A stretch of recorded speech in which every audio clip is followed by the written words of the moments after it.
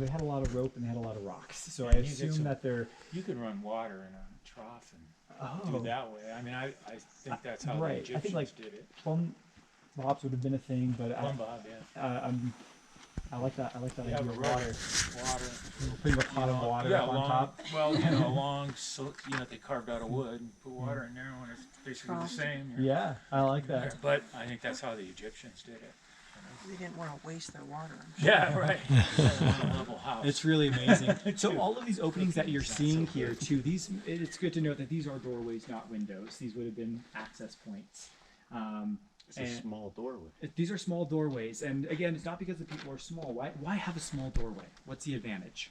Heat, Yeah, elements. I think it's going to be functional, right? You're not going to have many resources to burn. That's going to provide a lot more insulation for your rooms. Also, it's going to create more stability as you're building up. I always wonder, like 800 years from now, or 900 years from now, like a ranger will be giving a tour of your guys' homes or someone's homes that represents your homes, and like what will people come in and think about them and say? And I just always imagine that for our doorways, they're gonna be like, wow, these are so inefficient. Why would you use a 12-foot doorway? We have big stuff, right? That's right. And I think the things they're carrying in the rooms are probably smaller. The beams, whether it be for the doorways or the structure, is it a common type of wood? Is it all cedar? Is it all I'm cedar? assuming. Majority of the wood that has lasted is juniper, cedar. Right. Commonly called cedar. Yeah. It's a really, really strong rot-resistant wood. It's the reason why you drive around our burned park, our charred park, and you see all those trees that are still standing.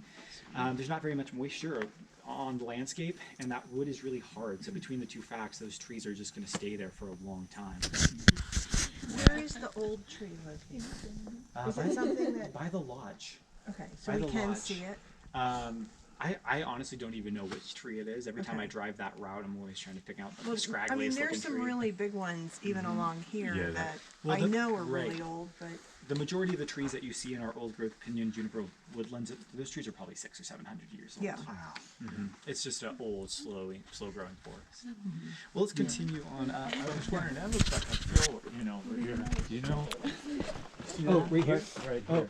Looks like they filled that in. So there was some stabilization that was happening. Okay. But you can even see here, this is some of the original stuff, how they plastered the crack in between the boulder. Right.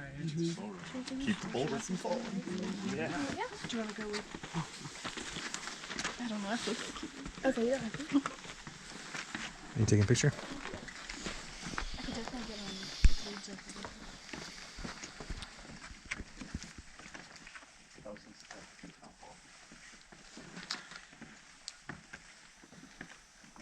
Okay, I think I got it. That's really good.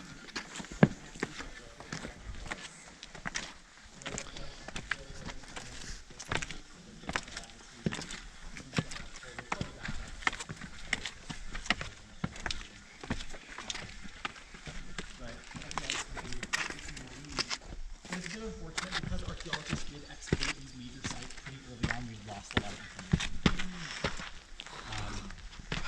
The first archaeologists who were here, see the beam obviously holding up the floor? dendroarchaeology wasn't a science yet, so too cool. they would just stack up the wood that they collected without telling us which rooms they came from. So while we're here, I want to talk about a couple things. Look how hefty this wall is. It's a thick wall. So getting up to those upper rooms looks impossible now, right? But there must have been a tower sitting down beneath these with a hatch on top, allowing you to get to those upper alcove rooms. There's some interesting things though here. Do you see how the rock here is carved down, just like this? I have no idea what that's for. Maybe it was part of the socket where a beam rested that attached to the building. We're not really sure. But if you come up and look at this back wall, there's some good rock art. Do you see the circles within the circles? Yeah, it's like a target. It's kind of a line going vertically up and out from the top of it. All right, so from there, does everyone see the target or the circle within the circle? No. Is it an eye? I think that you might be below the wall here. Come back here. Oh my god. The circles within the circles? Oh, yeah. Okay, Honey, it looks so okay. from the circles within the circles, You are going to go up about an imaginary 2 feet, maybe 3 feet, and then over to the left 2 feet.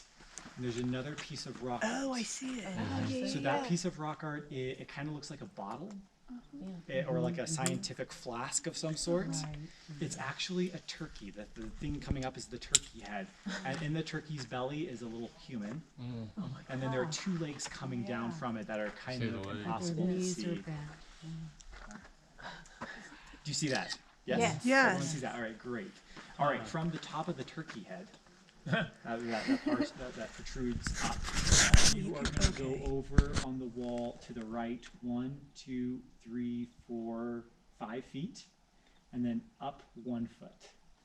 And there is a little man with a very round circular body. Oh my gosh, I see it. You see it? Yeah.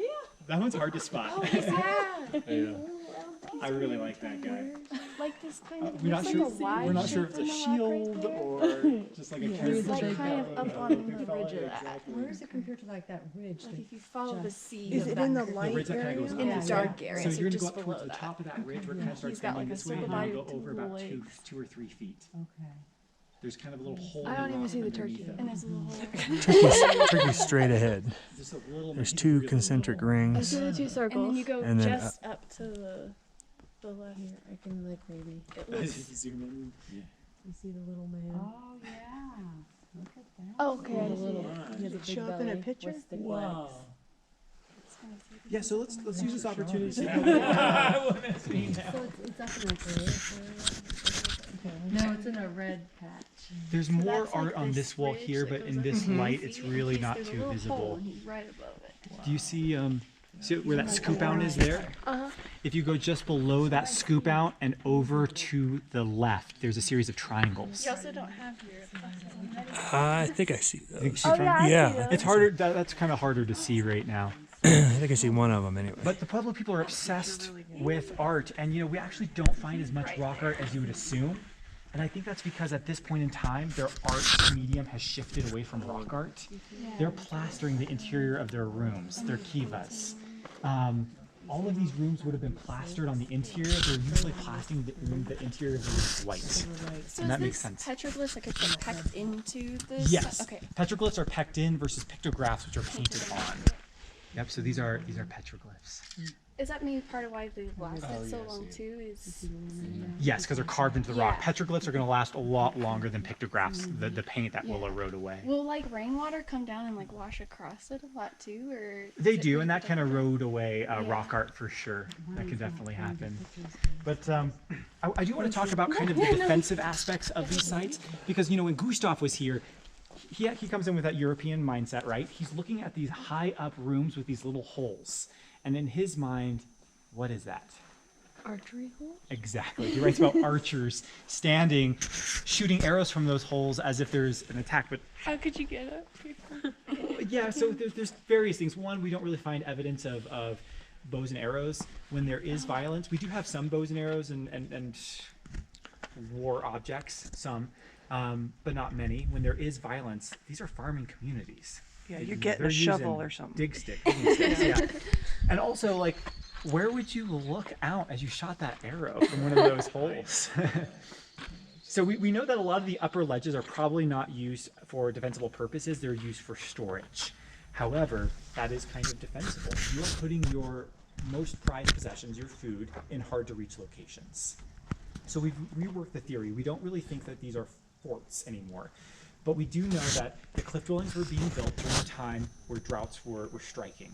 In the 1100s, there's a series of droughts. There's actually one prolonged period of drought, and that causes big social change. By the time people are building the cliff dwellings, some people are already starting to leave the mesa entirely. So the cliff dwellings are part of this transitional period where people are trying to make it work. However, look how grand this architecture is. It's not screaming like we're trying to survive, right? Things are still well and fine. And it's good kind of to compare that to our societies today. You can have social shifts and migrations away, and it doesn't mean that people who are still there are struggling to an extreme extent. But we do see that things are changing.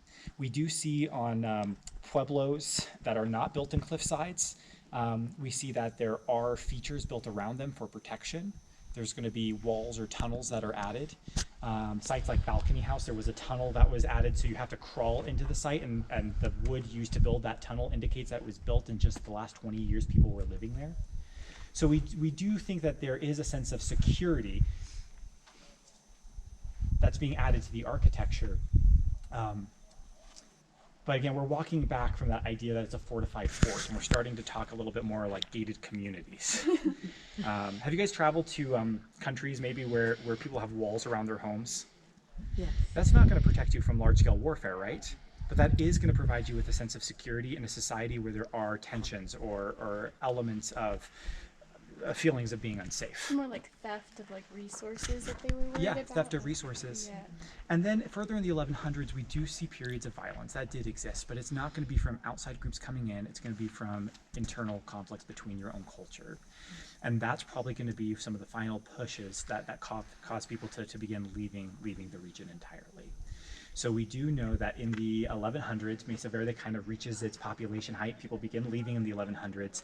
1200s, more people leave.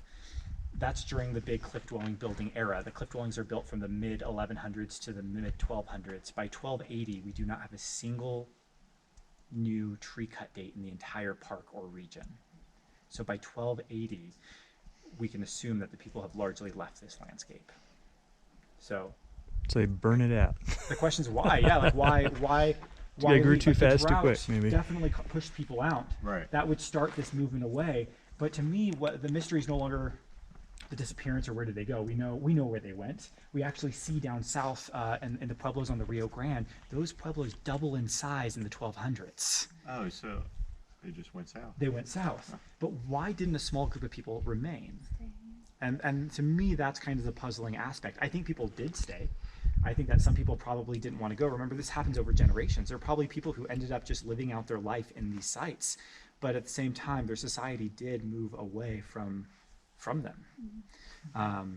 So that's the question that we're still trying to figure out.